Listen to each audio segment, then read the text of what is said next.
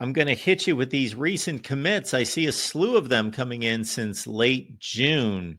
Guys like Julian Manson and Billy Wevoda, Kason Thomas, and Ronnie Hill. So, your thoughts about Iowa's recent recruiting pursuits? Yeah, I think they finished, there were a lot of people who were panicked in kind of late June or early June because they saw a lot of schools were going out and kind of front loading things, and they were getting after it, and there were probably three or four kids that I think had Iowa that I know had Iowa visits set up for later in the month, and they canceled them. They committed elsewhere.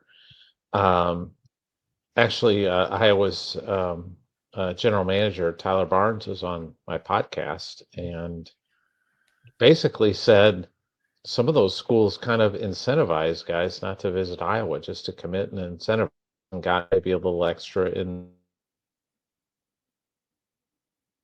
there that they were signing. So a couple of those guys decided to do that, but the number one guy that they got late was Julian Manson, the linebacker, and I've gotten to see him play several times.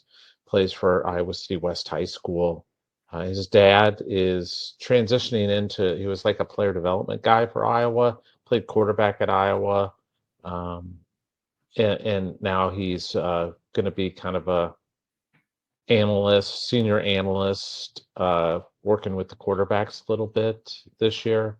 So his dad, Jason, but Julian is just a fabulous athlete. I mean, he could honestly play tight end for a major college team and be really good. He's a freakish athlete.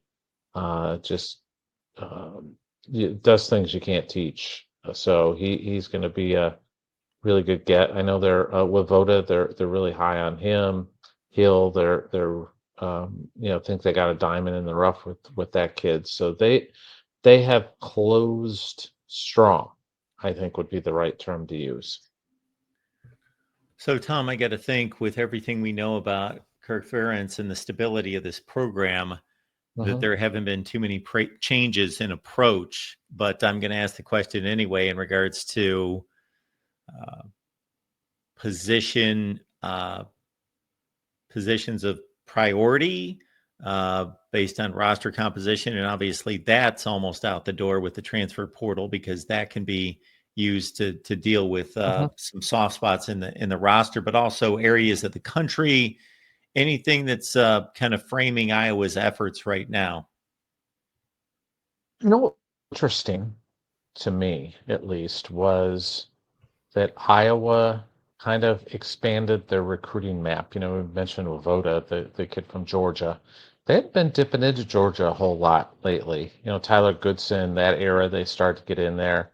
Obviously Nick Jackson, but that was a transfer player. So they hadn't really been mining that territory a whole lot, and they've kind of dipped their toes back into Georgia a little bit. They're starting to dip their toes back into the Dallas, Fort Worth area, I think, a little bit. One of their assistants, Omar Young, who they hired, running backs coach, has got ties down to Houston. So I think they're going to try and mine that area a little bit.